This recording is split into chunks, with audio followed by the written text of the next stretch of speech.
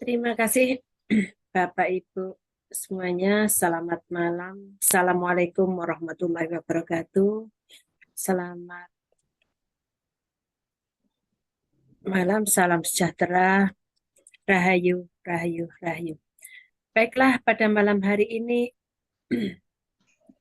pada hari Kamis tanggal 11 bulan Mei 2023, kita akan belajar tentang mantra dan doa yang akan disampaikan oleh Bapak David Goh.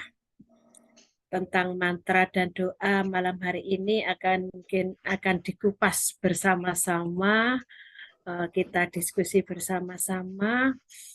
Namun sebelum kegiatan pembahasan tentang mantra dan doa kita mulai, marilah kita ikuti invokasi yang akan disampaikan oleh Bapak Rudianto Philip. Kepada Pak Rudianto Philip dipersilahkan. Ya, terima kasih Mbak Umi.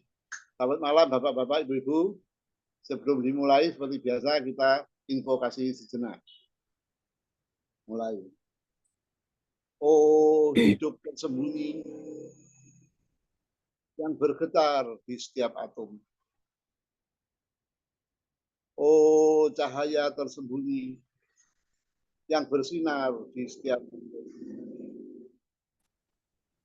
Oh, cinta kasih tersembunyi yang memeluk semuanya dalam kesatuan.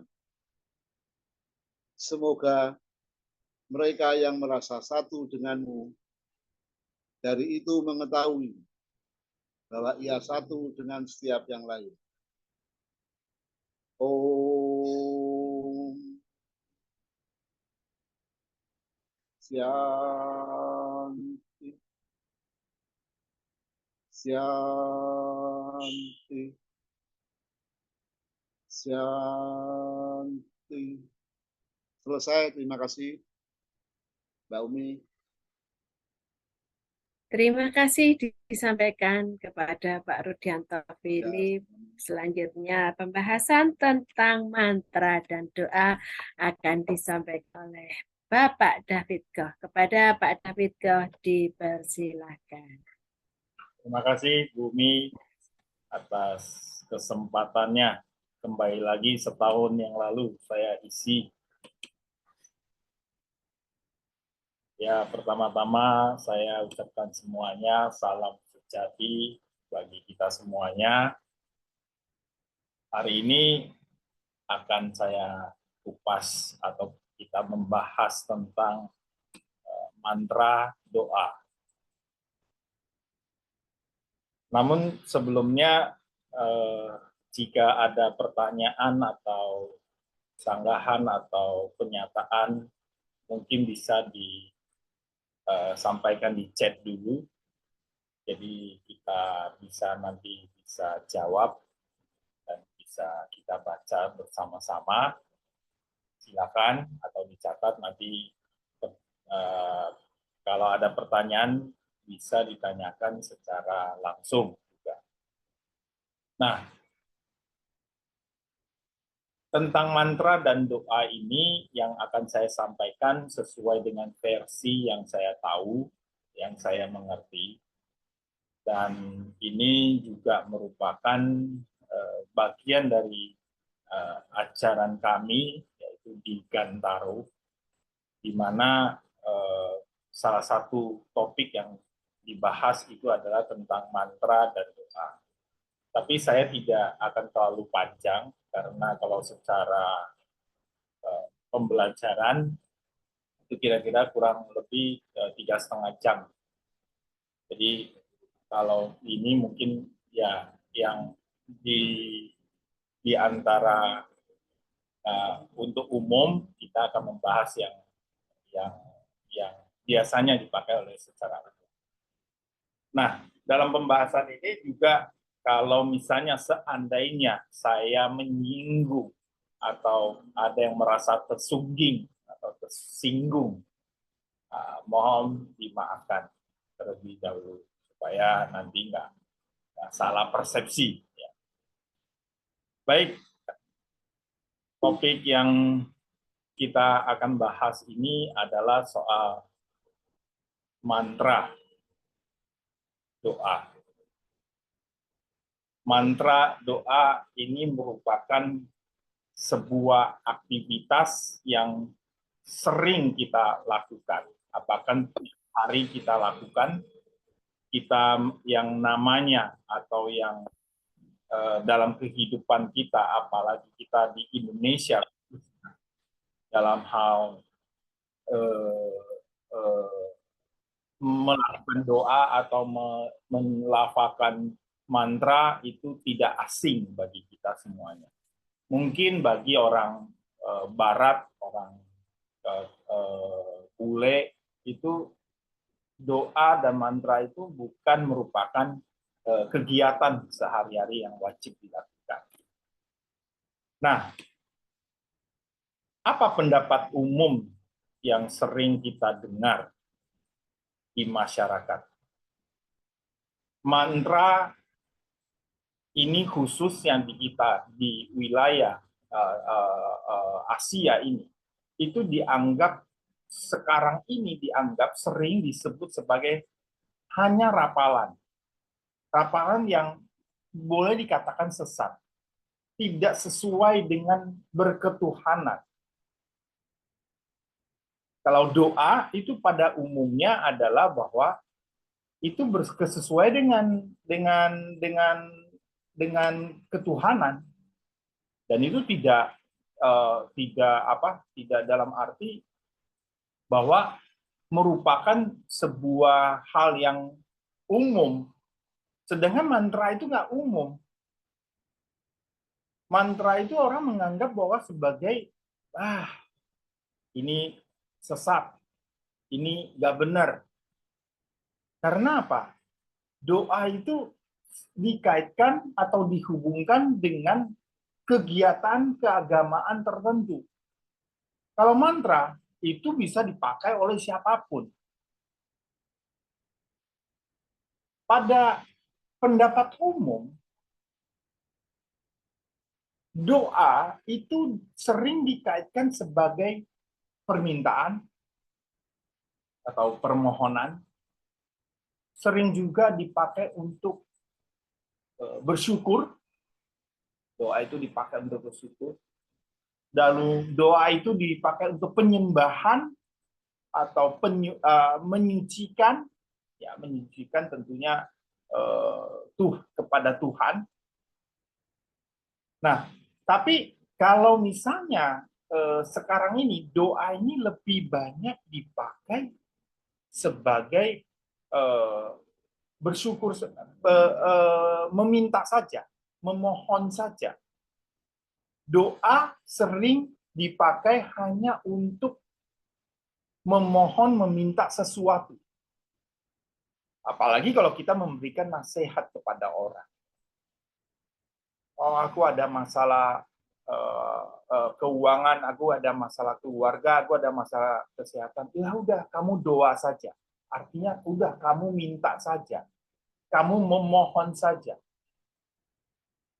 Nah, namun sebenarnya doa itu adalah untuk melakukan syukur, juga termasuk doa, melakukan pemujaan,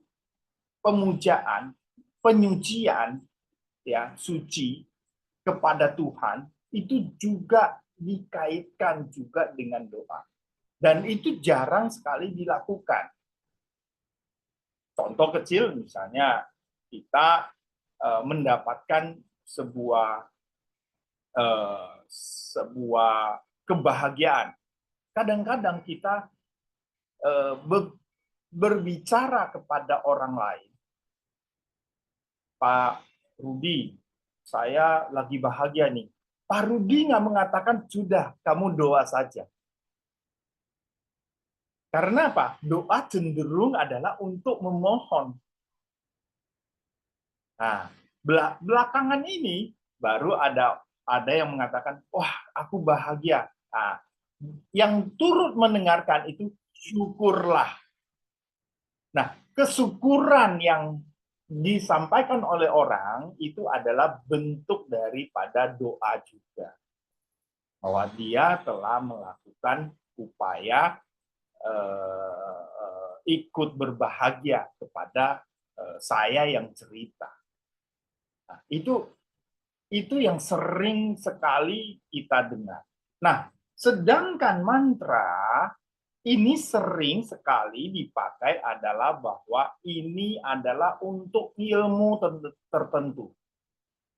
Untuk ilmu, untuk melakukan sebuah aktivitas yang istilahnya yang tidak ada hubungan dengan Tuhan. Ya, bagi sebagian orang berpendapat demikian. Ya, karena mantra itu hanya dianggap sebagai rapalan. Dia mengulang-ulang dan terus mengulang-ulang. Ya. Dan dia itu memang kalimatnya sudah baku. Sudah baku. Jadi kalimat yang terus-menerus. Nah, kalau kita gabungkan, sebenarnya mantra itu adalah berbentuk isinya. Sedangkan doa itu berbentuk aktivitasnya. Jadi doa dan mantra itu terkait. Mantra itu adalah isi dari doa. Doa itu adalah sebuah aktivitas atau dia kalau dibahasakan dia adalah kata kerja. Jadi doa itu adalah suatu kata kerja. Doa itu adalah melakukan aktivitas. Sedangkan mantra itu adalah bentuk isinya. Ya. Ini sangat terkait. Sangat terkait. Nah, maka judulnya adalah mantra dan doa. Sebenarnya adalah bahwa apa yang kita ucapkan dalam doa itu merupakan mantranya juga. Merupakan mantra tersendiri. Nah, apa itu mantra? Sekarang mari kita telusuri apa itu mantra. Nah, mantra itu berasal dari Sanskerta yang berasal dari kata manana dan trana atau disingkat dengan man dan tra. Man dan tra. Man, manu juga diartikan sebagai pikiran. Ya. Sedangkan tra itu dianggap sebagai atau berarti pelindungan. Pelindungan atau pembebasan. Jadi secara harafiah mantra dapat diartikan sebagai pelindung pikiran, sebagai pembebasan pikiran, sebagai pembebasan dari ikatan samsara. Karena pikiran dianggap bahwa dapat menimbulkan samsara. Itu sebenarnya adalah mantra itu sendiri. Nah, maka kalau kita bisa katakan mantra itu digunakan dalam tradisi keagamaan. Artinya bahwa mantra yang dikatakan bahwa secara umum dikatakan bahwa tidak ada hubungan dengan ketuhanan itu sudah gugur. Karena kalau dilakukan dalam tradisi keagamaan berarti mengambil subjeknya adalah Tuhan. Ya, mantra itu dikenal dalam Hinduisme, dalam Buddhisme, dalam Jainisme, dalam Sikhisme, banyak sekali. Ya, dan bahkan mantra kalau mau diklaim juga digunakan oleh agama-agama Abrahami. Bahwa sudah ada. Contohnya misalnya dalam Kristen itu doa Bapa kami. Dalam Muslim itu Al-Fatihah. Itu adalah doa yang terus diulang-diulang. Nah, itu mantra. Ya. Nah, maka mantra seringkali terdiri dari suku kata atau dia biasanya kata-kata yang memiliki secara khusus yang mengandung resonansi. Kita nanti akan ke sana. Resonansi itu suara, getaran, dan sebagainya. Ya. Mantra itu diucapkan dengan tujuan untuk memfokuskan, memusatkan pikiran, untuk mencapai keheningan, untuk mencapai puncaknya dari hening. Nanti kita akan bahas tentang hening. Ini berhubungan dengan aspek secara individu dan berhubungan dengan secara spiritual antara pribadi dan sifat ilahi. Nah, dengan demikian kita sudah dapat mengatakan bahwa mantra itu berhubungan dengan yang namanya ketuhanan. Ya. Nah, bagaimana orang melakukan mantra? Pada tingkat yang mendasar, ya tingkat yang mendasar, pengulangan mantra, ya pengulangan mantra. Misalnya saya contohkan dalam agama Abrahamik, khususnya di Katolik itu rosario, pengulangan yang terus-menerus. Tujuannya apa? Menciptakan fokus, menciptakan kehadiran saat ini. Saat mengucapkan mantra secara berulang, itu akan membawa kita ke arah ritme, suara, makna dari kata-kata tersebut yang terus diulang dan sebagainya. Akhirnya dapat membantu meredakan pikiran kasar, pikiran yang bergerak liar, pikiran yang bertebaran, mencapai ketenangan. Kalau dalam sisi hal lain adalah ketenangan batin. Nah, selain itu, mantra juga diyakini memiliki energi, memiliki kekuatan, memiliki hal bersifat secara khusus dalam spiritual. Karena pengulangan mantra secara teratur dan terus-menerus itu dapat mempengaruhi secara emosi kita, ego kita, kesadaran pikir kita, bahkan keadaan individu dari fisik seseorang. Nah, maka jika kita lihat bahwa ada orang yang membaca mantra, itu penyakitnya bisa sembuh. Kenapa? Ya karena ini, dia mencapai sebuah energi, membangkitkan sebuah energi, membangkitkan sebuah kekuatan, sehingga mempengaruhi kesadarannya, mempengaruhi emosinya, mempengaruhi egonya, bahkan pada fisiknya. Ada hal tertentu, misalnya kalau kita sakit kepala, coba aja baca sesuatu yang kita yakini benar. Terus menerus, singkat aja. Ya, singkat saja. Ya, contohnya misalnya di dalam beberapa mantra, misalnya Om. Di dalam Abrahamik misalnya Amen. Om Mani Padme Hum. Kalau dalam Tibet, ya. Atau Hare Krishna.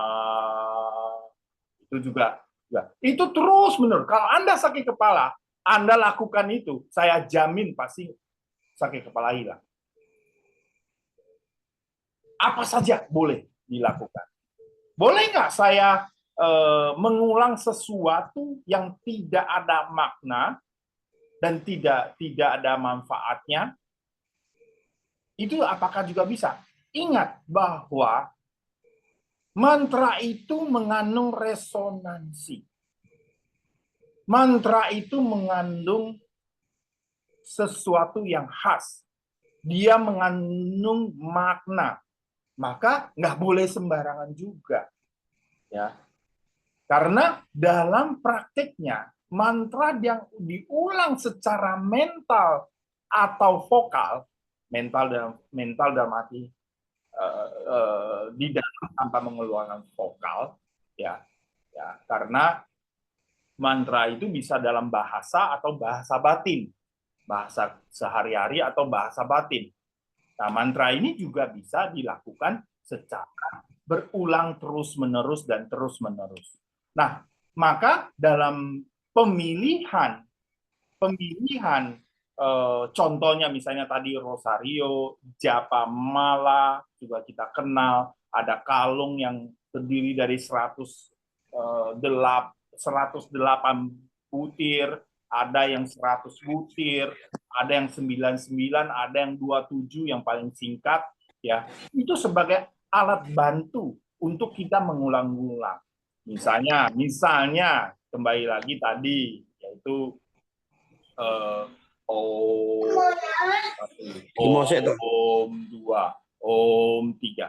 Itu saja atau Amen. Amen. Itu mantra. Om Mani Padme Hum. Itu juga mantra. Ya, itu sebagai alat bantu itu boleh dilakukan.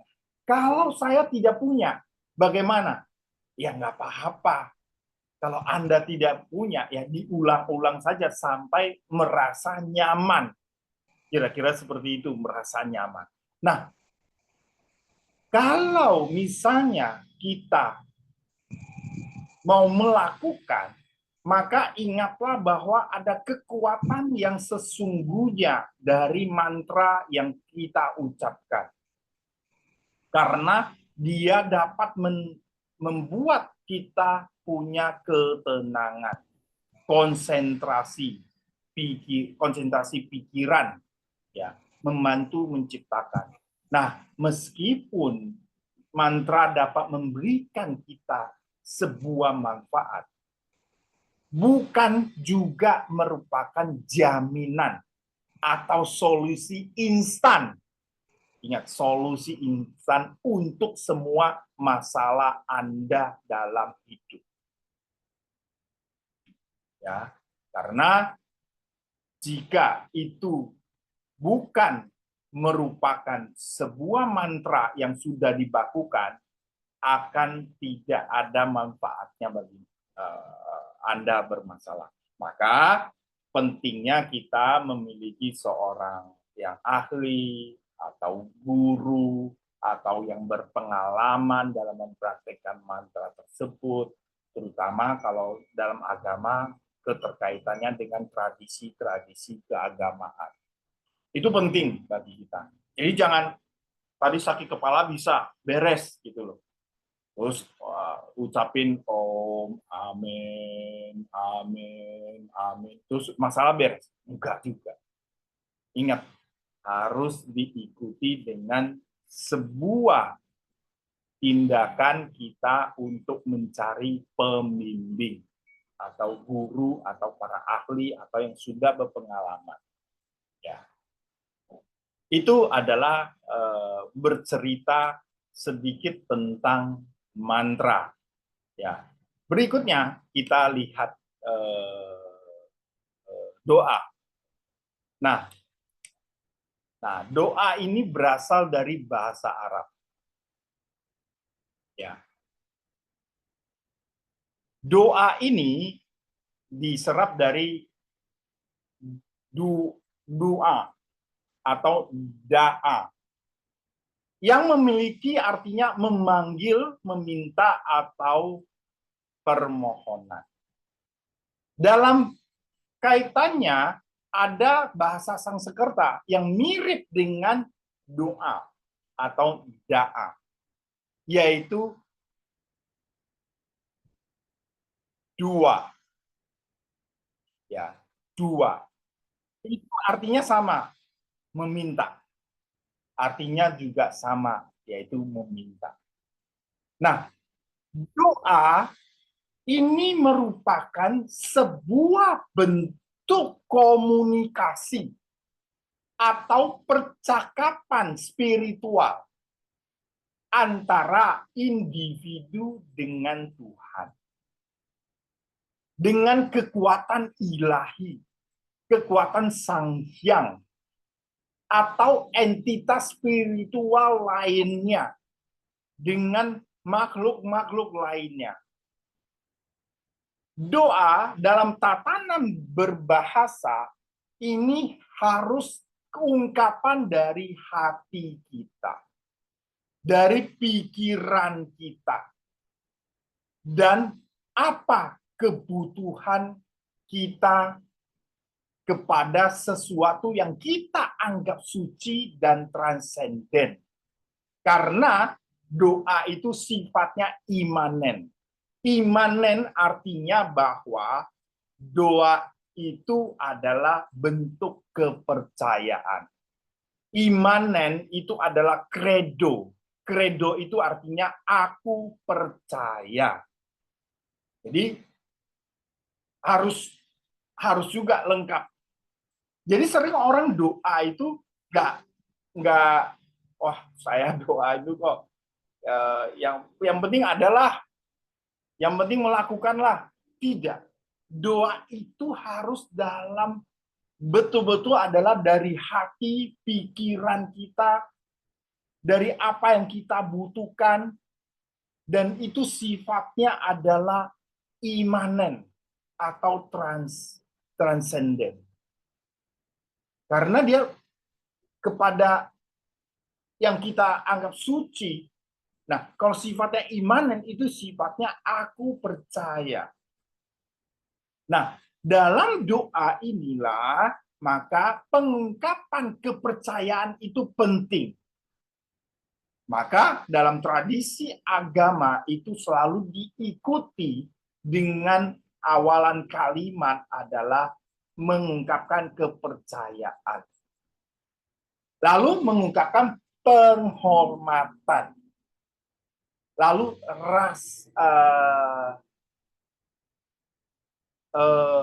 permohonan.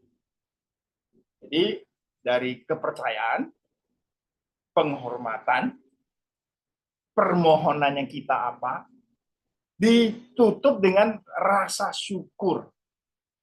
Rasa syukur. Ya. Kita belum terima, tapi ada rasa syukur. Nah, kalau mau ditambahkan, perlu juga ungkapan penyesalan atas dosa kita yang sebelumnya. Ya. Ini dapat memperkuat kita, memperkuat secara fokus bahwa ekspresi emosional kita jalan. Karena doa itu hanya dibutuhkan itu. Nah, doa ini sudah dalam tradisi keagamaan secara umum sudah melibatkan hal-hal yang pengungkapan, pengucapan kata-kata yang berasal dari pikiran. Doa bisa juga dalam bentuk nyanyian. Bisa bentuk dalam pembacaan teks suci. Contohnya Buddha, agama Buddha, Pitaka, baca Pitaka. Bisa juga dalam gerakan tubuh. Contohnya para sufi, menari, dan sebagainya. Ya.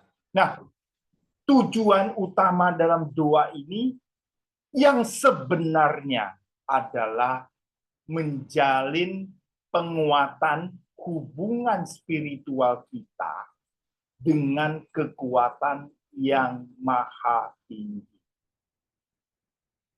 Apa yang kita dengar dalam doa yang tadi awal saya katakan? Permohonan. Kita hanya minta. Kita itu kalau ada masalah hanya minta. Padahal tadi sudah dikatakan bahwa doa itu adalah komunikasi. Ya, nanti secara Jawanya seperti apa? Nanti kita akan lihat. Ya.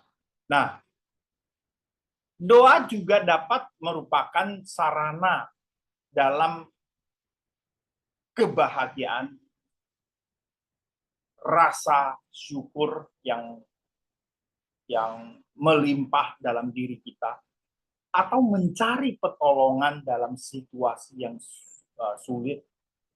Ya, bisa juga atau dapat juga seperti mantra menyembuhkan secara fisik dan emosi kita. Setelah doa kok saya jadi tenang, ya. Setelah doa kok saya jadi sembuh. Ya tadi mantra juga diulang-ulang.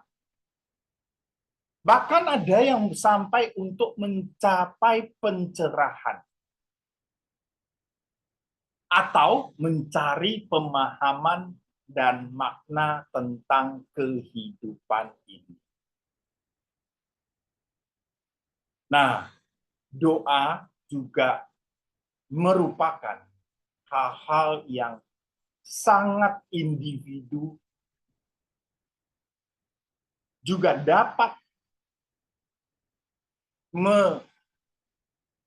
meredakan pikiran kita yang gelisah, yang dapat pikiran yang galau dan sebagainya, dan bisa mencapai ketenangan batin.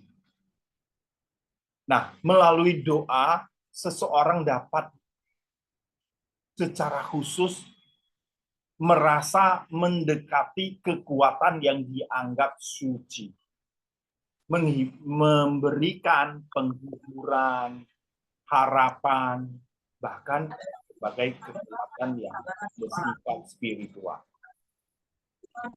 Nah, itu adalah doa. Tapi yang sering kita dengar bahwa doa-doa yang sering kita lakukan bahkan atau orang lain yang lakukan itu adalah untuk memohon. Ya, padahal fungsi daripada doa, hal-hal yang berhubungan dengan doa itu sangatlah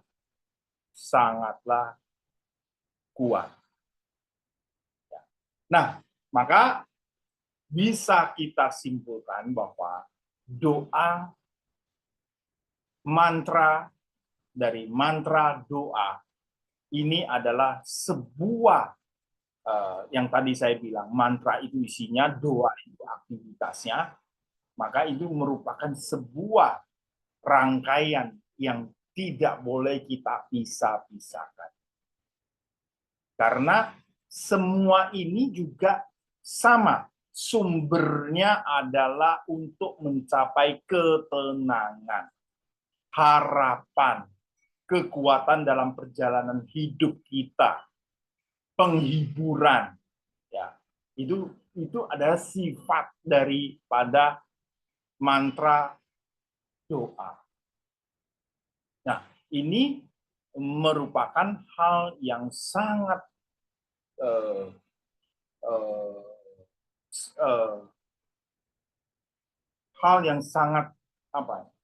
sangat harus dimiliki oleh setiap orang, yaitu bahwa pengertian dalam arti kalau di Jawa itu kauro, itu harus secara utuh dan lengkap sehingga kita secara tepat dapat melakukan. Nah, apa sebenarnya yang dibutuhkan dari mantra dan doa? Kalau kita melihat bahwa mantra dan doa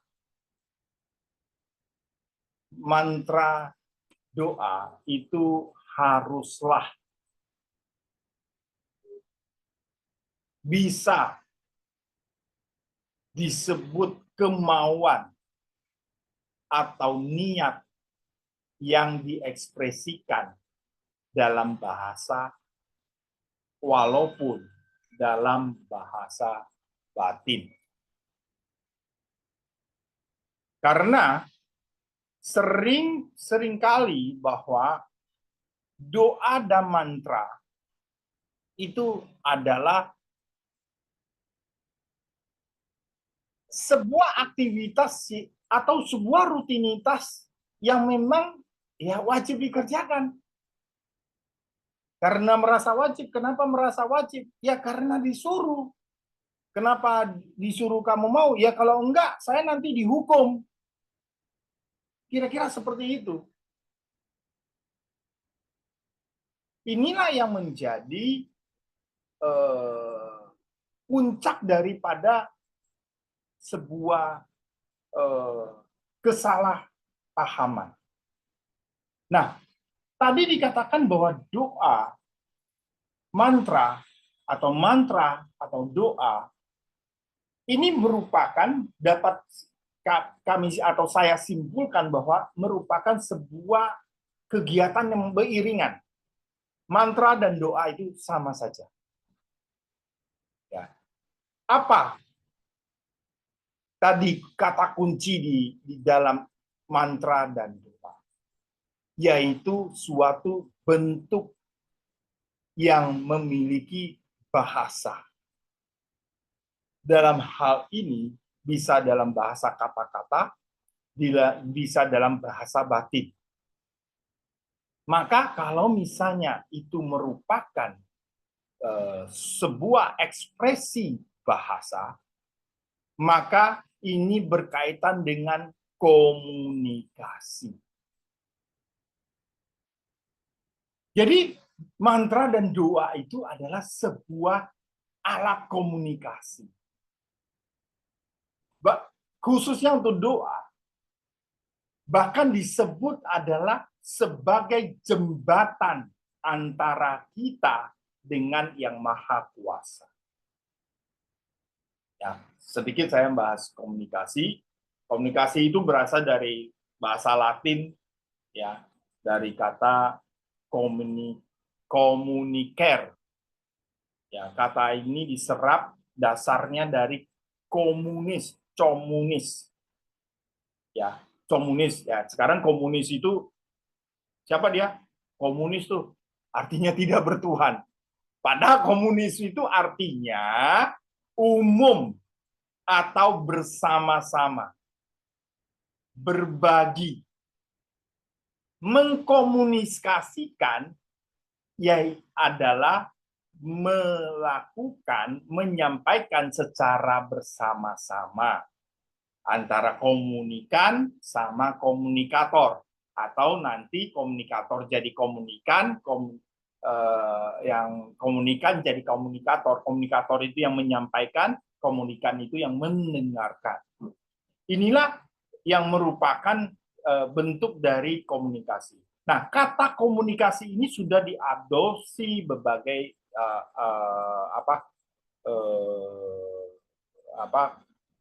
tradisi atau agama yang lain, atau bahkan dalam politik sudah diadopsi. Tapi terminologinya sudah berubah. Ya, itulah bentuk daripada komunikasi. Nah, kalau komunikasi artinya dua arah, maka komunikasi itu memberikan sebuah pemahaman bahwa adalah penyatuan dari dua pengertian atau lebih, ya, yang bersifat dialog, dua arah, bukan monolog. Yang terjadi sekarang ini, mantra atau doa itu kita monolog, terus menerus, ngoceh terus. Habis ngoceh, kita capek tidur. Padahal yang mau menyampaikan sudah siap. Tapi kita keburu tidur karena sudah capek ngoceh. Sudah tidak berdaya lagi untuk mendengarkan. Nah, komunikasi itu harus ada mendengarkan. Kapan kita mau mendengarkan? Dari yang maha tinggi atau dari yang maha kuasa yang kita sebut. Nah, maka dalam mantra, tradisi mantra itu dipakai adalah dengan bermeditasi. Meditasi adalah salah satu ya bentuk dalam kita siap mendengarkan. Ya, karena kalau kita hanya satu arah, kita itu tidak lebih dari hanya seperti toa saja. Ngomong. Nah, dalam tradisi keagamaan, kita sebenarnya sudah diberikan bahwa hendaklah kita banyak berhening. Kita banyak berdiam diri. Kita banyak melakukan refleksi diri. Nah, karena apa? Kita akan mendengarkan. Celakanya, kadang-kadang kita doa tapi ngajarin. Ya, tahu nggak ngajarin? Contoh ya, Tuhan, berikanlah saya pekerjaan sehingga saya bisa mendapatkan rezeki. Rezeki ini saya dapat dari perusahaan, saya bentuk gaji. Gajinya ini akan saya pakai untuk kebutuhan sehari-hari, setahun-tahun, dan sisanya akan saya sumbangkan kepada fakir miskin. Tuhan tahu nggak, fakir miskin itu sangat menderita. Dia butuh pertolongan, maka tolonglah aku dan sebagainya. Itu yang terjadi. Kita ngajarin Tuhan.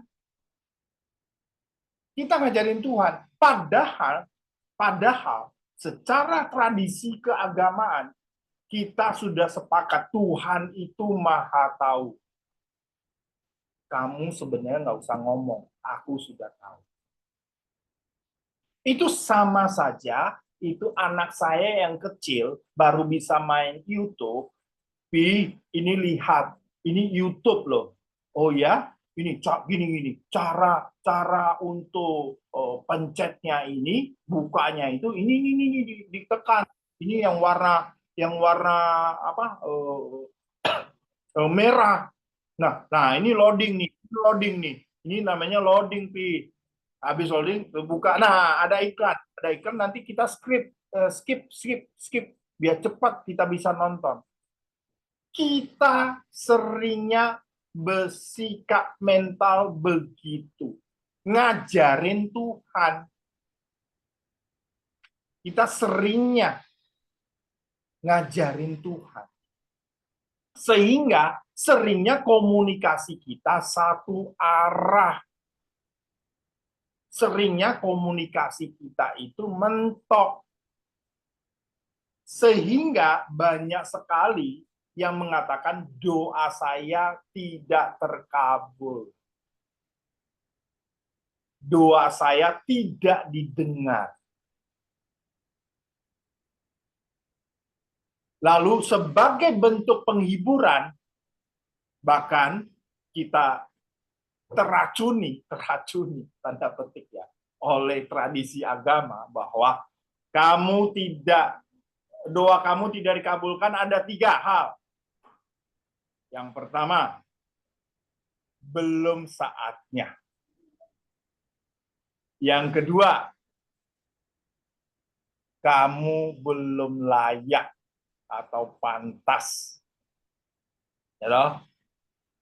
Lalu yang ketiga, kamu salah minta. Salah minta. Itu yang ditanamkan di kita. Padahal dari awal kita sudah salah bersikap batin, bersikap mental yang benar. Doa adalah komunikasi. Komunikasi kita bersama dengan Gusti, bersama dengan Yang Maha Kuasa, maka haruslah kita memberikan kesempatan mendengarkan. Kesempatan untuk bisa disentuh, ibaratnya orang. Nah, maka dalam tradisi mantra ini, ya, khususnya mantra, atau bahkan doa bagi orang-orang tertentu, adalah bentuknya meditasi.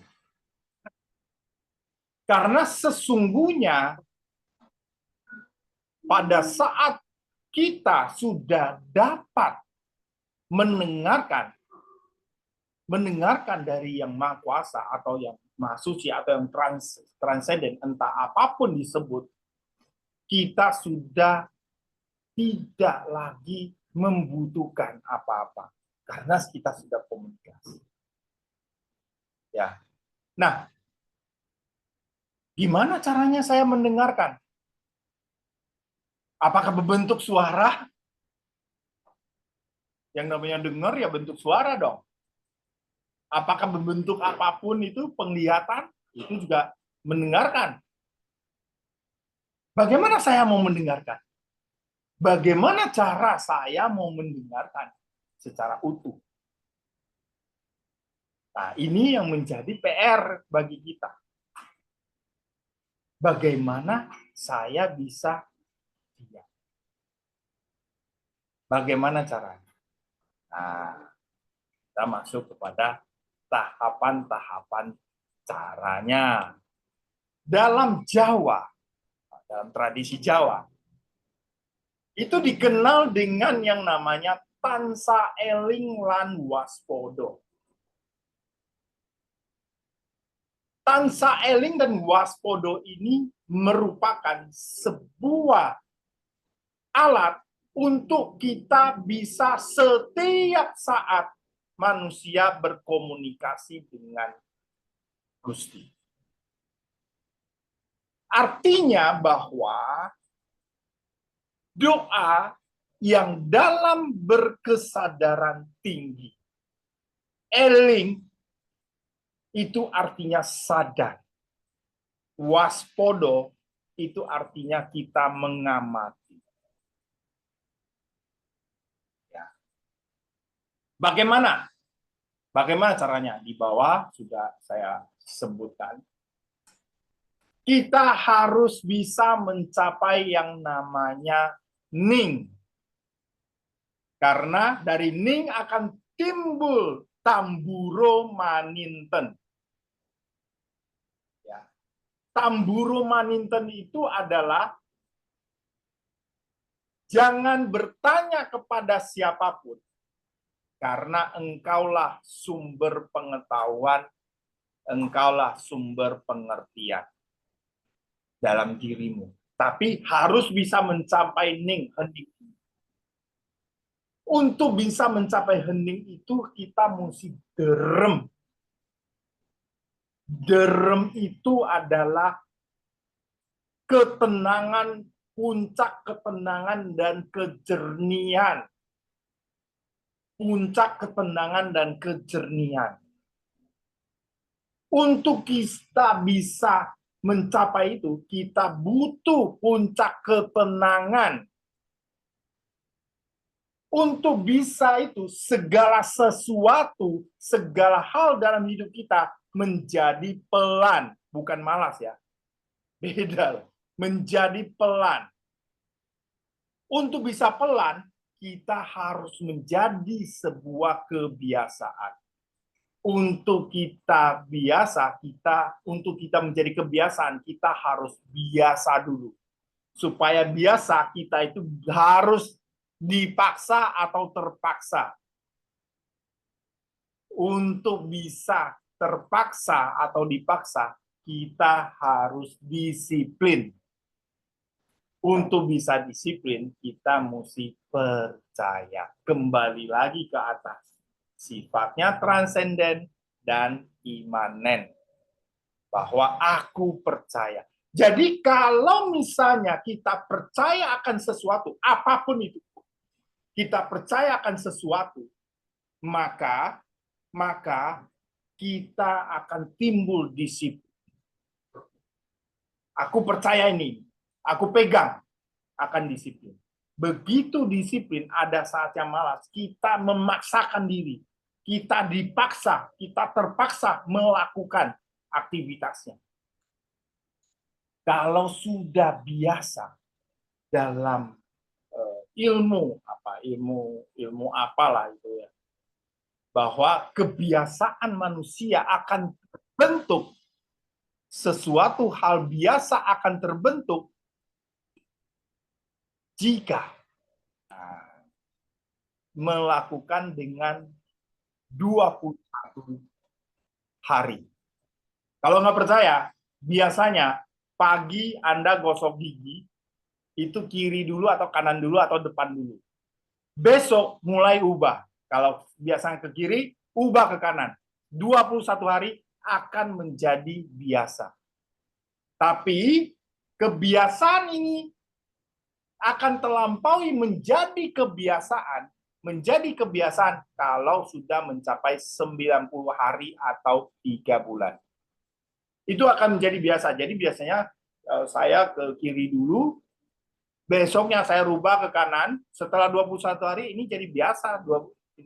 Tapi kalau saya pertahankan 90 hari atau 3 bulan, maka itu jadi kebiasaan, nggak mikir lagi. Kalau yang biasa masih mikir, bisa kadang-kadang berubah. Jadi kalau misalnya saya ini susah ya berbuat baik, saya itu kok selalu bikin salah.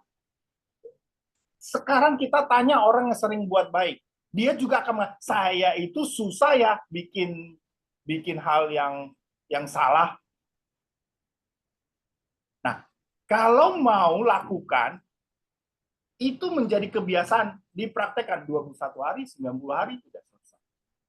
Nah, kalau segala sesuatu itu sudah menjadi kebiasaan, maka hal selanjutnya itu kita akan menjadi pelan. Menjadi pelan. Begitu menjadi pelan, itu akan mengendap, menjadi tenang. Begitu sudah tenang, kita mencapai puncaknya tenang, kita akan derem, kita akan mengalami kejernihan, kita mengalami ketenangan, puncak ketenangan. Nah, dari situlah ning yang tercipta atau hening, dan disitulah timbul tamburu manita. Itulah yang senantiasa dalam Jawa, khususnya untuk Jawa, umumnya untuk Jawa, khususnya untuk Gantaro, untuk bisa mencapai ini, agar senantiasa dapat berkomunikasi dengan Gusti. Nah, ini adalah tahapan-tahapannya. Soal detailnya nanti ada materi tersendiri. Jadi kembali lagi bahwa konsentrasi yang tadi dikatakan mantra itu memang nanti akhirnya akan dipakai dalam rangkaian yang tadi saya sudah uraikan, ya, rangkaian yang sudah saya uraikan. Nah, tahapan yang paling sulit itu sebenarnya di awal, percaya, disiplin, dan terpaksa untuk biasa, atau dipaksa untuk jadi biasa. Karena itu butuh ketekunan, butuh konsentrasi, butuh kepercayaan, ya, dan sifatnya itu kalau bisa secret dalam arti rahasia untuk Anda. Jadi nggak usah lah Anda terus bercerita, oh saya lakukan ini, saya lakukan ini, oh saya ini. Bentuknya secret saja, pribadi saja. Karena nggak ada gunanya kita cerita ke orang. Nggak ada gunanya. Nah, kalau itu kita memegang ketekunan yang terus-menerus kita tekun dan sebagainya dengan penuh konsentrasi, niscaya ini akan terjadi. Ya. Nah, pada derem atau ketenangan dan sedikit kehening adalah bahwa segala keributan di luar itu tidak mempengaruhi kita. Itu sudah tidak penting bagi kita. Keributan di luar itu bukan di sebelah kanan saya, di sebelah sisi saya ada yang ngomong, ada yang berisik, ada yang banting kursi, banting piring dan sebagainya. Bukan seperti itu. Tapi di luar itu adalah bahwa kita menanggapi semuanya. Ya, bahkan jika Anda telah mencapai ketenangan, satu jarum pentul jatuh di lantai pun Anda akan mendengarkannya dengan jernih. Nah, ini tidaklah menjadi menjadi sebuah masalah bagi kita karena sudah tidak ada keributan, itu maksudnya. Jadi sudah tidak ada dampak keributan. Nah, konsentrasi yang tadi saya sebut itu bukan hanya pada pikiran, tapi fokus penuh perhatian. Sifatnya kembali lagi itu rahasia, secret. Tidak perlu pengakuan, intern, intim dengan Gusti. Saking ngendapnya, saking diamnya, itu akan tidak dampak terlihat apa-apa bagi kita. Ya, saking ngendapnya kita. Nah, dalam beberapa hal itu di dalam Jawa juga dikenal dengan nutupi babahan hawa songo. Ya, ini sudah pernah dibahas oleh teman-teman di sini. Saya tidak akan terlalu. Pak Joko Yuyun. Pak Joko sudah pernah dibahas, tapi saya belum dapat materinya. Waktu itu kliwonan soalnya. Belum dapat materinya. Nah, secara pengertian, kembali lagi, mantra doa adalah komunikasi. Saat berbicara pengertian, berbicara kauro, maka penting bagi kita. Kenapa? Karena apa yang tadi saya sebut bahwa komunikasi kita harus mendengarkan itu bisa bentuknya macam-macam, ya, dari telinga, mata, hidung mencium, mengecap, rasa dan sebagainya. Ya. Nah, mendengarkan, sekarang saya ingin menjelaskan bahwa bagaimana rasanya mendengarkan. Mendengarkan dengan suara atau apa? Ingat ya, bahwa yang bersuara itu fisik. Yang kita sentuh itu adalah hal yang sifatnya luhur. Yang sifatnya tidak berfisik. Jadi nggak ada tuh namanya bahasa kata-kata. Yang ada adalah bahasa pengertian. Ya, bahasa pengertian. Itu yang harus diingat. Nah, nanti ditranslate, diterjemahkan lewat tubuh kita yang bentuknya fisik. Sehingga muncullah kata-kata.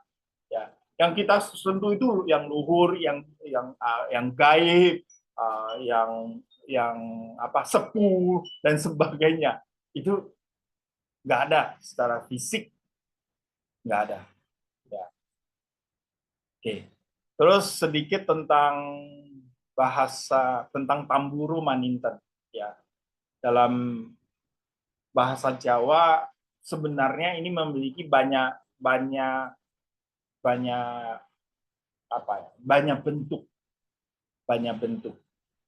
Nah, salah satu maksudnya bentuk frase bahasa. Nah, tamburu maninten ini maknanya cukup kompleks. Ya, maknanya cukup kompleks. Dia itu bisa bermakna sebagai penjaga dan penguasa kehendak. Namun dipahami secara mendalam dalam konteks tamburo digunakan dalam spiritual secara Jawa atau dalam kepercayaan, minimal kepercayaan kami, bahwa konsep ini mengandung bahwa sebuah pengendalian akan diri yang sudah selesai dengan dirinya, dengan diri masing-masing. Itu tamburo maninten. Karena kenapa? Misalnya saya, contohnya misalnya dokter, ya. Kalau Anda adalah dokter, tengah malam ditelepon rumah sakit, dok, ada yang mau operasi urgent, kalau enggak ini pasien akan meninggal. Oh siap, saya berangkat. Begitu berangkat, di tengah jalan dia melihat tabrakan. Ada korban di situ. Dia melihat korban. Karena dia dokter, dia tahu persis kalau ini nggak ditolong, mati. Tapi pada saat bersamaan, saya harus ke rumah sakit tepat waktu. Kalau nggak mati. Dua-duanya menyelamatkan. Saya harus nolong yang mana? Dokter ini harus nolong yang mana? Yang rumah sakit atau yang ada di jalan? Tapi, kalau tamburo maninten, itu nggak bingung. Bertanya pada diri sendiri. Berkomunikasi pada diri sendiri. Siapa yang harus tolong? Tinggalkan yang rumah sakit saja. Atau tolong yang rumah sakit sudah ada yang bantu. Atau tidak bisa selamat. Itu praktis. Ya. Nah, yang saya ungkapkan pada sesi setahun yang lalu atau berapa yang lalu yang materi saya adalah bahwa kita ini manusia ini sebenarnya adalah sebuah desain yang sangat canggih yang mana segala sesuatu itu tercipta dua kali dalam konsep pikiran maupun dalam perbuatan. Ya, itu tercipta dua kali. Adanya benda karena ada dipikirkan sebelumnya. Nah, kita itu adalah dulu kalau nggak salah siapa adalah desainer atau insinyur untuk nasib kita, untuk takdir kita kalau mau dibilang begitu. Kita itu yang mengendalikan, mengatur. Nah, kita harus bisa mendesain semuanya. Nah, ini sangat terkait dengan apa yang kita bicarakan, yaitu mantra sama doa. Mantra sama doa itu adalah sebuah desain yang dapat membentuk cara berpikir kita, cara bersikap kita, cara ketenangan batin kita. Semuanya itu terkandung dari mantra doa yang diucapkan. Nah, sehingga bisa dikatakan bahwa dalam hal yang sebenarnya konsep yang mengandung unsurnya kekuatan yang mengendalikan nasib atau takdir dari diri kita adalah diri kita sendiri.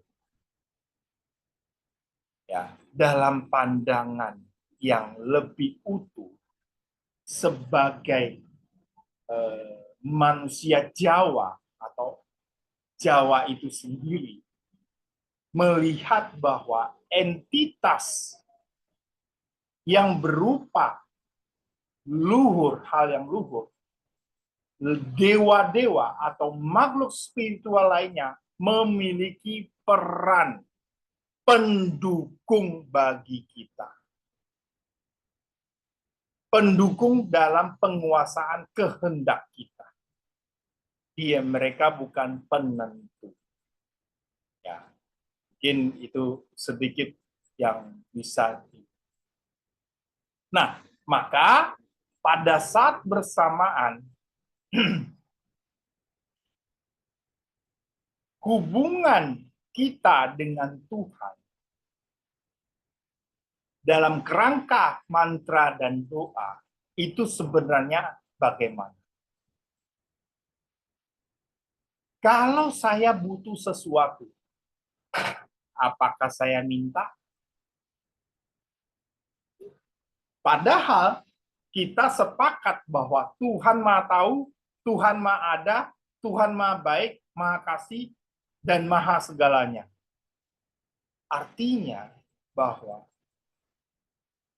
permohonan kepada Tuhan, tanda petik ya, sebenarnya tidak perlu. Contoh, anak saya lagi. Anak saya yang paling kecil, namanya Gea, berbicara kepada saya, "Papi, saya mohon diberi es krim, diberi nasi goreng, diberi ayam." Apa jawaban pada saya? Gea, apakah kamu tidak sadar? Segala sesuatu sudah disediakan di meja, di kulkas. Kamu tinggal ambil.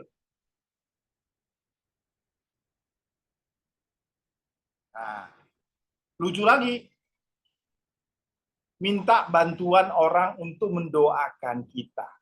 Gea minta kakaknya. Minta kakaknya untuk mendoakan.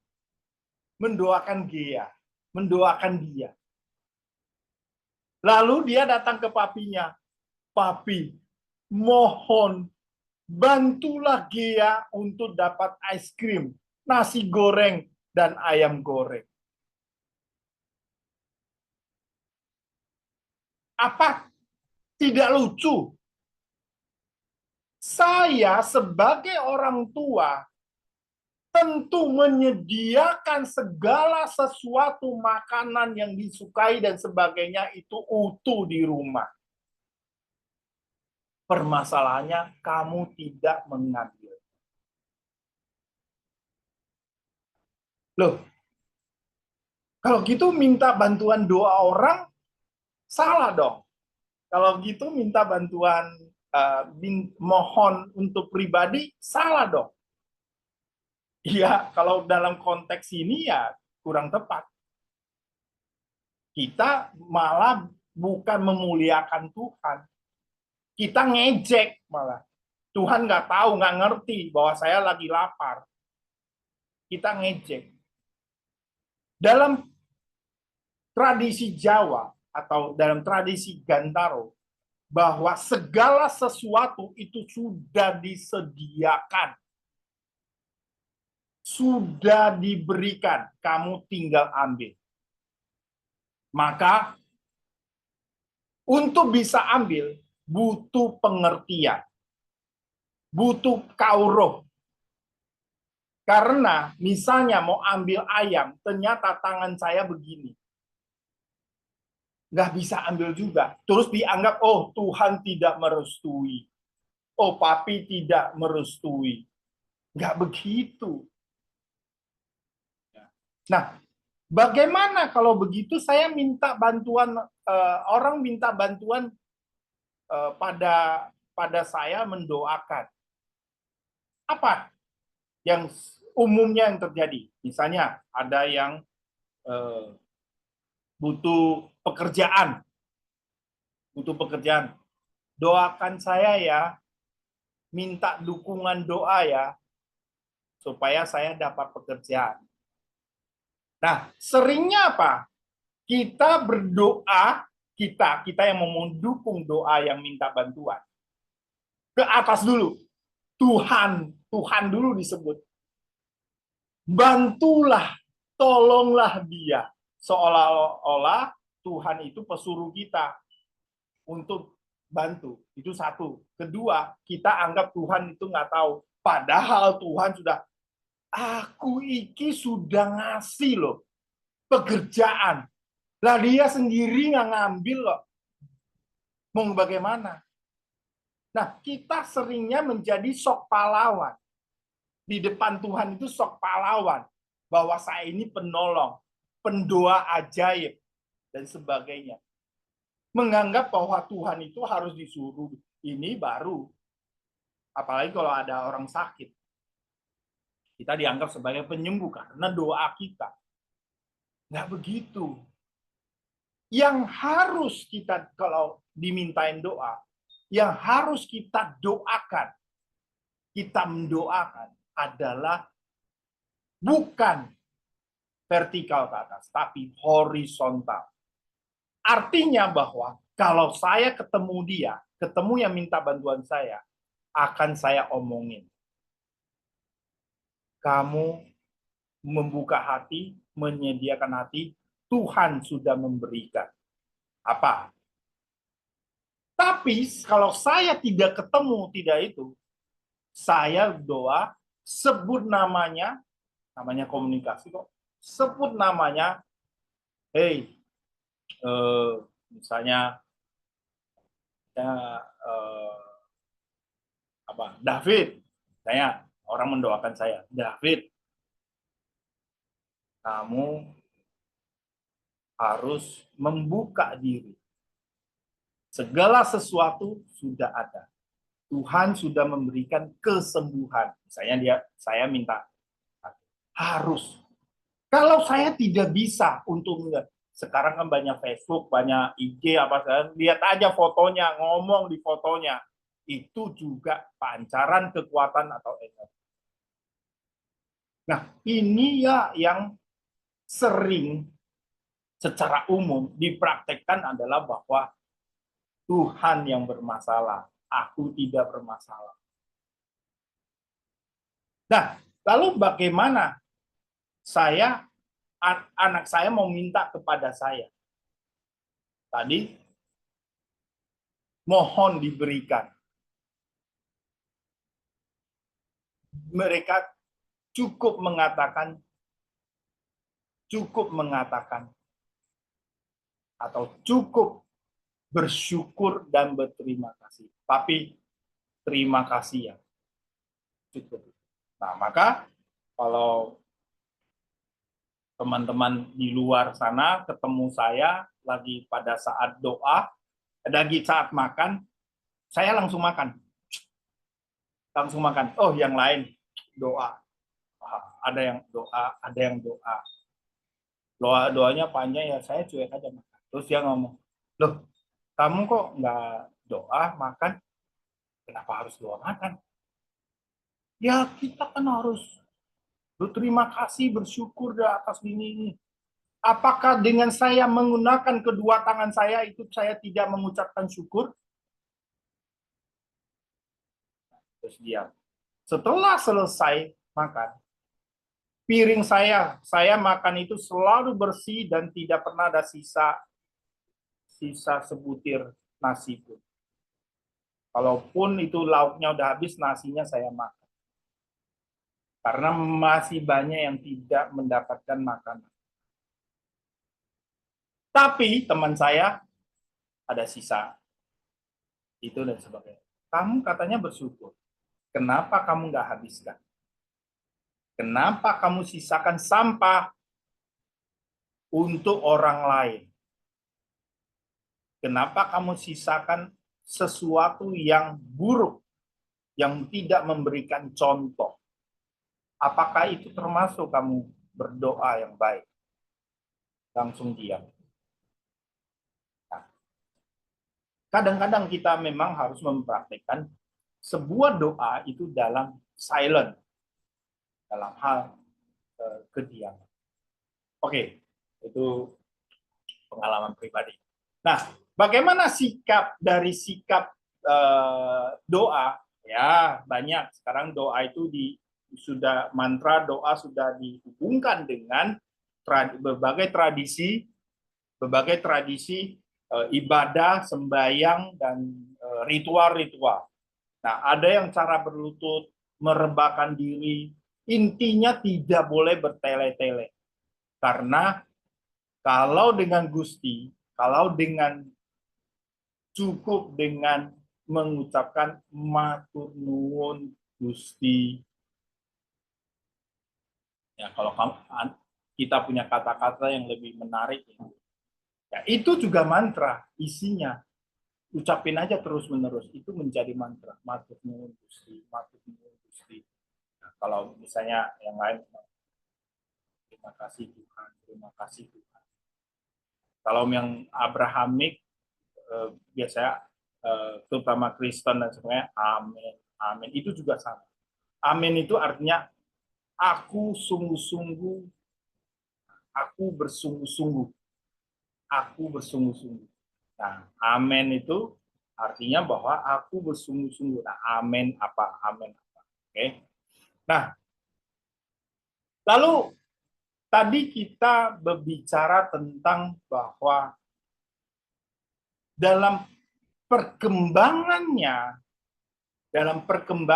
doa atau mantra itu menjadi nilai tersendiri untuk bisa dilakukan supaya mencapai ketenangan. Ketenangan terutama khususnya dalam bermeditasi. Nah, dalam kaitannya ini bahwa segala sesuatu, baik itu doa, mantra, meditasi, dan sebagainya, itu harus dilakukan secara pribadi yang bebas, yang independen. Jangan terpaksa. Ya, tadi melatih itu ada terpaksa, tapi terpaksanya itu bukan dalam penyembahan terhadap Tuhan. Ya, jangan terpaksa dalam menyembah Tuhan. Entah kita terpaksa karena hukuman, karena pahala, dan itu terpaksa. Tapi secara pribadi yang bebas. Kebebasan, mahardika. Mahardika. Jangan kita menyembah sembahyang terutama.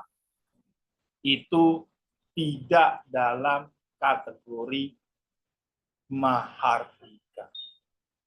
Nah, yang kedua adalah harus dalam kebenaran.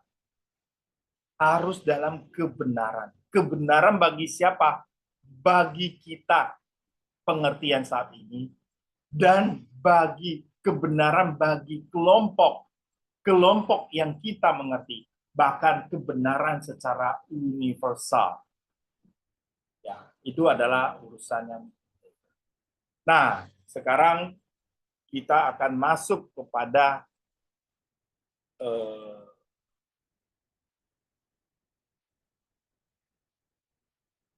dampak doa, mantra yang mengakibatkan adalah resonansi. Nah, tadi sangat menarik yang dikirim oleh Pak King di grup tentang resonansi. Mantra dan doa menghasilkan bunyi, gelombang, frekuensi. Ya, ini cukup menarik kita bahas.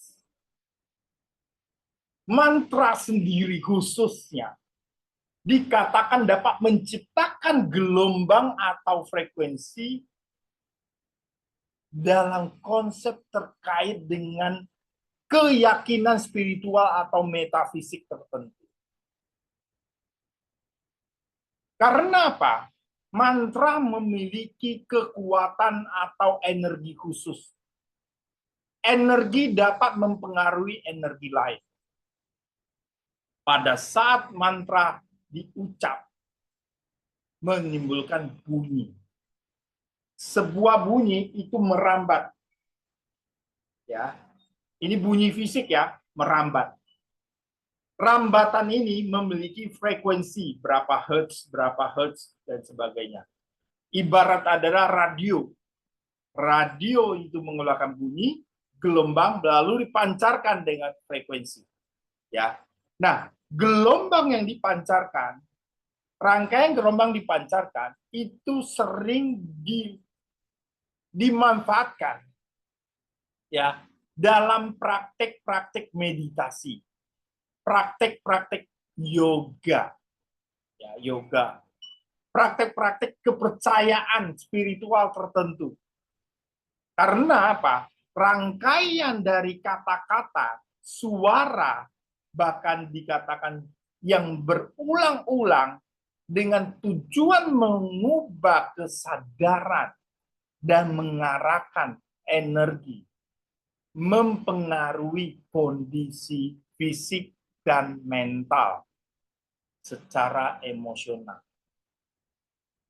Ya, maka suara atau mantra atau getaran atau gelombang atau nanti frekuensi tentu dapat berinteraksi.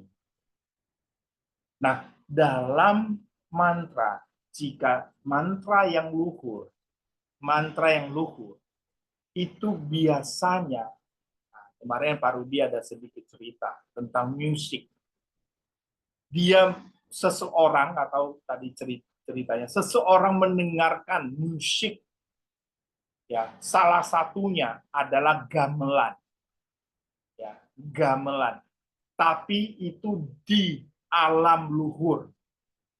Begitu sampai ke sini mentransformasikan lewat fisik. Nah, demikian juga mantra-mantra tertentu itu ada yang bukan buatan manusia secara pikiran, tapi adalah resonansi yang ditangkap pada saat berkunjung ke dunia luhur. Ya, kira-kira. Nah, karena munculnya sebuah resonansi lalu ditangkap lalu dibuat, sehingga orang yang mengulang-ulang tertentu dalam hal tertentu, memfokuskan dalam tertentu, itu membuat dia memiliki niat untuk bisa dapat mengarahkan, sehingga menciptakan energi atau gelombang frekuensi. Inilah yang dinamakan kenapa mantra doa itu bisa efektif. Nah, termasuk kalau nggak salah, nggak tahu Pak Derajat ada nggak? Pak Derajat itu memberikan materi tentang musik dan keterkaitannya dengan spiritual. Itu betul adanya. Penyukaan terhadap musik, seni, dan sebagainya yang menimbulkan resonansi itu sangat-sangat powerful, baik adanya. Jadi kalau misalnya Anda menyukai musik dan itu, musik itu diekstrak. Coba diekstrak, diperas sampai intisarinya, bunyinya apa? Kalau kita mendengarkan suara saya atau mendengarkan sebuah musik sampai ujung, ya misalnya yang gampang itu teman saya sering nyanyikan Sugeng Dalu. Ini hanya Sugeng Dalu aja ya. Coba ujungnya itu apa? Diekstrak. Nah, itulah yang merupakan ciri khas dari sebuah resonansi. Ya, inilah sebuah resonansi. Nah, dalam hal ini, resonansi itu memiliki efek atau gelombang yang menghasilkan frekuensi, suara yang menghasilkan gelombang dan sebagainya, itu sangat efektif tadi adalah dalam proses, kalau bahasa kedokteran, neurologis, psikologis, ya, neurologis dan psikologis itu sangat berpengaruh. Kalau tidak percaya, Anda coba dengarkan musik yang buruk, maka secara neurologis Anda itu secara, kalau Anda mendengarkan, mungkin kalau Pak Bambang sama Pak Rudi itu mendengarkan Sweet Memory Golden, sama dengan Pak Derajat, ya kira-kira angkatannya itu secara psikologis, wah, bendayung-dayung dan sebagainya. Kebetulan saya suka Golden Memory juga. Wah, coba kalau pada saat dengerin itu, dengerin lagi, lihat ujung bunyinya terakhir. Itu pasti ada sesuatu. Nah, itu adalah, nah tadi yang disampaikan oleh Pak King yang di video itu ada, kalau frekuensinya nggak sama, itu tidak akan mempengaruhi. Demikian juga kalau kita sendiri tidak sama frekuensinya, maka Anda mau dunia runtuh itu tidak pernah akan bisa sampai. Maka frekuensinya itu harus betul-betul terekstrak, ya.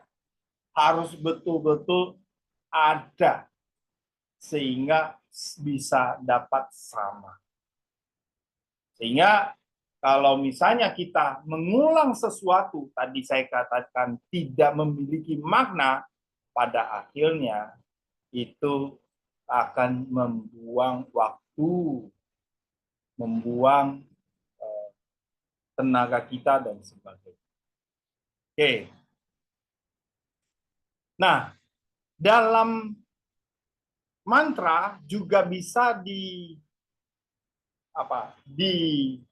dibuat dalam bentuk puisi atau berbentuk sastra juga, dengan pilihan-pilihan kata yang indah, yang memiliki makna yang indah, artistik yang sangat baik, dan mengekspresikan sebuah keindahan, perasaan bahagia yang memuncak, pemikiran yang jernih, dengan cara memberikan metaforis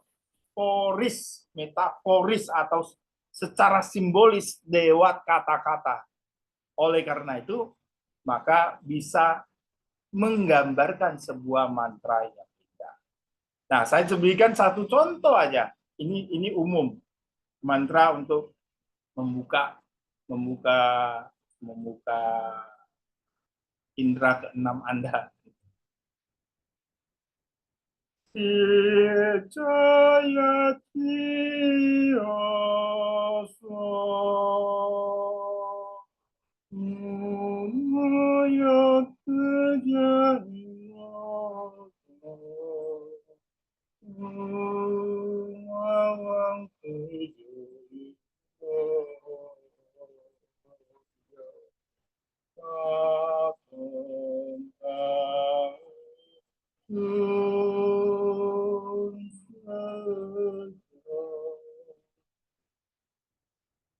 Sir Roso Cahyaning Roso, Mut Moyo Tejaning Moyo, Gumawang Tejaning Moyo, Kato Kang Insun Sejo. Ini salah satu contoh, memberikan resonansi kepada sebuah makna kata-kata yang berbentuk mantra.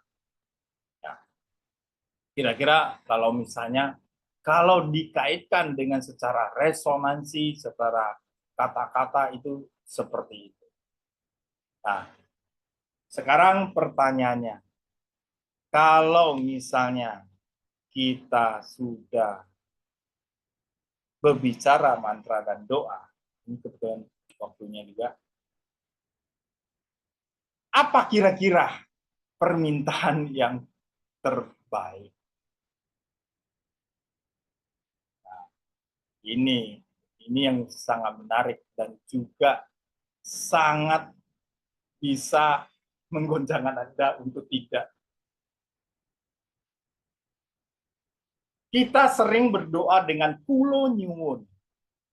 Kulo nyuwun itu artinya mohon. Dalam bahasa Jawa, kulo nyuwun itu bisa meminta izin. Kulo nyuwun itu bisa berasa meminta, memohon. Kulo nyuwun itu sering mencerminkan bahwa kita punya budaya sopan santun, etika, tingkat yang sangat tinggi. Kulo nyuwun sering dianggap sebagai persetujuan, restu, rasa hormat, terus penghargaan pada orang lain, penghargaan kepada Tuhan. Itu adalah kulo nyuwun. Tapi doa yang tepat atau mantra yang tepat untuk kepada Tuhan, kepada Gusti, itu kulo purun. Apa itu kulo purun? Kulo purun itu aku mau. Tapi maunya itu nggak sesederhana itu. Tapi kita itu sering gagal paham atau pahamnya gagal tentang mau. Kulo purun, aku mau. Seringnya itu dianggap sebagai perintah. Nggak sopan. Dalam arti yang sebenarnya, dalam bahasa Jawa, kulo purun itu adalah bentuk penyerahan diri. Dalam konteks keagamaan atau spiritual, itu malahan dianggap sebagai ungkapan rendah hati. Pengabdian diri kepada Tuhan atau kekuatan yang maha tinggi. Dalam sisi kulo sendiri itu adalah artinya saya. Ya, kulo itu artinya saya. Atau saya ini hamba. Bukan budak ya, hamba. Hamba itu ada mengerti apa yang dikerjakan. Lain dengan budak. Kalau budak itu diperintah tapi tidak tahu apa yang dia kerjakan. Tujuannya dia kerjakan. Purun itu artinya penyerahan diri atau pengabdian diri. Nah, kulo purun itu adalah aku mau, tapi mau dalam arti tadi memiliki penyerahan diri atau pengabdian. Ini sering disalah tafsirkan. Nah, kulo purun, aku mau. Nah, terus kita lalu menselipkan kulo mau makan. Gusti, jadi seolah-olah saya perintah si Gusti untuk ngambilin makan. Nggak begitu. Aku mau mengambil makanannya. Terima kasih Gusti.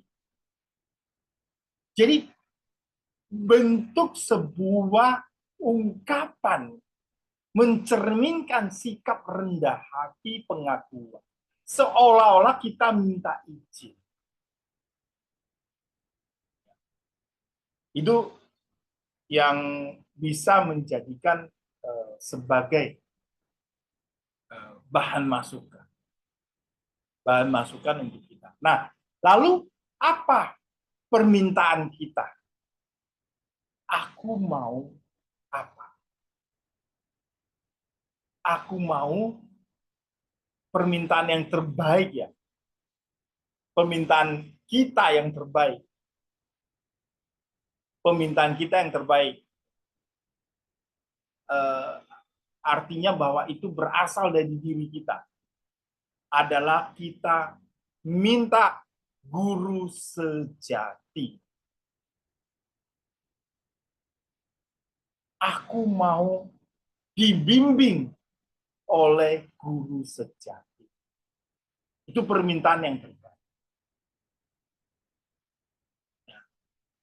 Di samping ada permintaan-permintaan. Oke. Nah, lalu berikutnya, untuk apa doa? Untuk siapa doa? Untuk siapa saja doa itu? Atau mantra. Sekarang masing-masing menjawab. Kapan terakhir kita mendoakan pribadi-pribadi lain dalam struktur keluarga kita saja? Pribadi-pribadi lain ini apa?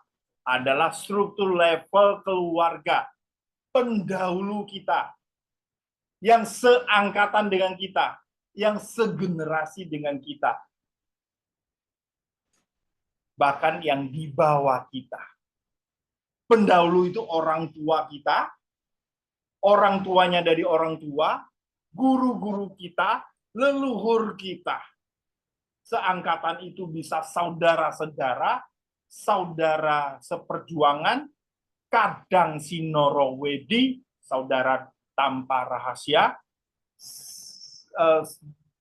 generasi yang akan datang, anak-anak kita, ya, keturunan-keturunan kita, bahkan yang mengikuti kita, yang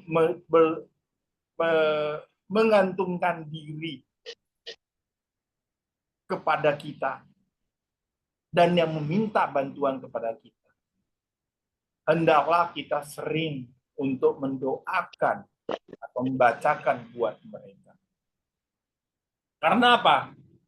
Itu akan sangat bisa membantu mereka untuk bisa berkomunikasi. Kita selalu memancarkan frekuensi atau cahaya berasal dari atmo kita yang terpancar dari gelombang otak kita. Itu nanti dongeng tersendiri, ya. Dalam hal ini frekuensi atau cahaya yang dikatakan itu bisa menembus, ya, begitu menembus alam gaib, dan sebagainya, yang lain-lain dan sebagainya, termasuk juga alam fisik. Apa harus kita doakan, kita bacakan, sehingga kita tidak egois. Ibaratnya kita tidak menjadi orang yang sangat mementingkan diri sendiri. Ya. Nah, salah satu contoh mendoakan itu ya lewat mantra, lewat apa dan sebagainya. Ya. Nah, jadi kadang-kadang kita itu lupa mendoakan mereka, padahal mereka itu memberikan kontribusi kepada kita. Maka kalau dalam acaranya Bu Umi sama Pak Rudi, ini selalu dibuka dengan sebuah doa. Untuk siapa? Ya untuk itu. Cahaya yang tersembunyi dan sebagainya. Ditutup dengan hal itu sangat-sangat positif dan sangat baik. Sangat bagus. Ini ya menjadi catatan bagi kita. Kenapa mereka bisa menolong kita? Karena mereka termasuk para bantuan. Kita itu dongeng tersendiri. Loh, selain kita berdoa pada Tuhan, emang boleh kita doa pada gaib atau malah apa? Kalau Anda bisa langsung ke Tuhan, itu is good. Aku ajuin 4 jempol. 4 jempol sama kaki. Itu bagus, Anda bisa. Kalau Anda bisa bikin KTP, tanda tangannya Presiden Jokowi, itu bagus. Tapi bukan berarti kalau ditandatangan oleh kelurahan itu tidak resmi. Itu sama resminya di tangan Jokowi sama ditandatangan sama kelurahan. Karena apa? Organisasinya sama. Kita minta bantuan itu pada kebenaran. Organisasinya sama. Organisasinya sama. Saya kasih contoh. Anda jalan-jalan ke pantai. Ya, jalan-jalan di pantai. Sangat haus sekali. Kebetulan ada kelapa yang sangat tinggi, 30 meter, 20 meter. Anda nggak bisa naik kelapa. Loh, kalau Anda nggak bisa naik kelapa, Anda haus sekali. Sekarang, minta bantuan Tuhan. Tuhan, aku mohon, tolonglah kirimkan kelapa supaya jatuh. Anda goyang-goyang. Ora et labora kan katanya, berdoa sambil bekerja. Nggak jatuh juga. Oh, kayaknya saya doanya kurang tulus dan kurang keras. Tuhan, malah Anda teriak. Kayaknya aku kurang. Bahkan, kayaknya aku kurang meditasi. Kayaknya aku meditasi dulu sejam, 2 jam. Tapi, pada saat Anda doa, pada saat Anda meditasi, ada orang lewat. Anda cuekin aja. Pada Anda lewat. Terus, akhirnya pada akhir zaman, saya protes. Atau kita protes. Tuhan, aku mau protes. Kenapa waktu itu saya minta kelapa, nggak dikasih? Saya langsung dilarikan ke rumah sakit karena dehidrasi. Fit,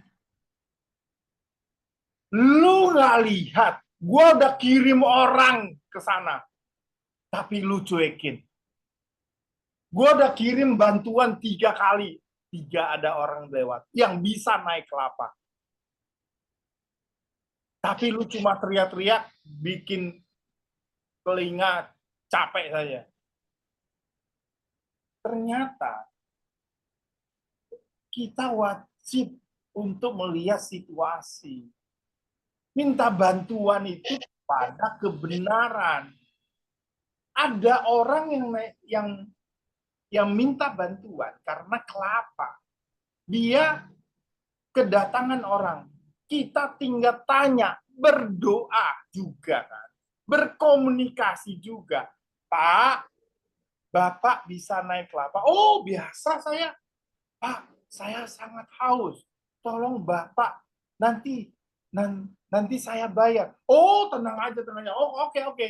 Naik kelapa, 15 menit sudah minum kelapa. Tapi Anda bertahan 10 hari hanya berdoa untuk minta kelapa. Ya, dilarikan ke rumah sakit. Nah, tapi yang bantuan-bantuan itu kan sering ada syarat, sajen, dan sebagainya. Itu bagaimana? Negosiasi. Pak, bisa naik kelapa nggak? Bisa. Pak, kelapa 1. Biasanya sih 5.000. Saya bayar 10.000 ya. Ini deal. Ini wajar. Dagang, ilmu dagang. Tapi ada bantuan yang tidak perlu kita bayar. Kenapa? Karena untuk kenaikan level dia. Untuk kebaikan. Karena dia memang sudah berwujud. Misalnya orang itu ternyata dari luar baru habis bertengkar sama istrinya, lalu dia bernazar bahwa saya menyesal telah marah sama istri saya harus berbuat baik dulu. Maka pas dia ke pantai, kita tahu, Pak, berapa biasanya? 5.000 sih. Saya bayar 10. Nggak usah. Saya memang niatnya bantu. Ini juga terjadi di dalam alam yang berikut.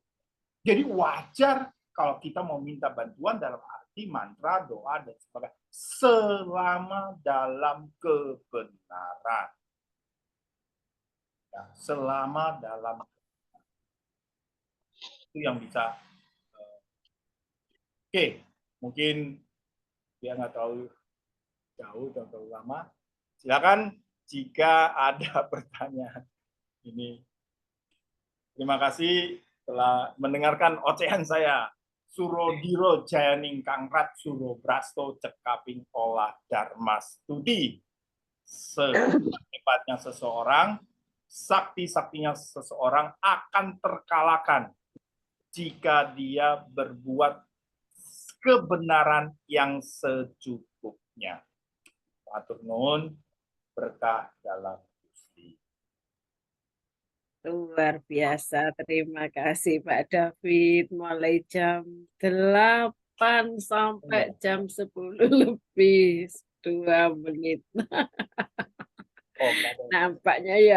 Nampaknya kalau dipakai diskusi ini nanti akan panjang dan ini sebenarnya luar biasa ini Bapak Ibu, ini banyak yang ingin tanya bahkan ingin menanggapi mungkin ya, namun apalah daya, waktunya sudah jam 10 dan besok kita harus Tadi nggak diingatkan. aktivitas gitu, tidak apa-apa. Tidak apa-apa ya, sama-sama ini mendengarkan kan ya, nanti bisa apa ya, bisa mendapatkan jawaban sendiri dari hening kita ya. Mudah-mudahan begitu Bapak Ibu yang luar biasa peserta studi bareng kita di malam hari ini, di mana ini merupakan studi kita yang kedua dari hari Selasa dan Kamis ini. Ya, selamat malam Bapak Ibu, kita akhiri kegiatan kita dengan invokasi daya kasih sayang yang akan disampaikan oleh Bapak Rudianto Philip. Pada Pak Rudianto Philip dipersilahkan. Ya, terima kasih Mbak Umi. Selamat malam Bapak-Bapak, Ibu-Ibu. Terima kasih Pak David. Saringannya. Mari kita tutup dengan invokasi daya kasih sayang. Mulai. Oh daya kasih sayang, kami berjanji setia padamu. Karena tahu hanya kasih sayang dapat menolong dunia. Kami menyeru berkah-Mu kepada semua yang berusaha mengabdi kepadamu. Kami menyeru berkah-Mu kepada semua yang tahan menderita, sehingga mereka dapat bersuka cita mengalami pelukan kasih sayang-Mu, meskipun di tengah-tengah penderitaan atau kesusahan. Kami menyeru berkah-Mu kepada semua yang dengan sengaja menimbulkan derita, sehingga mereka dapat berpaling kembali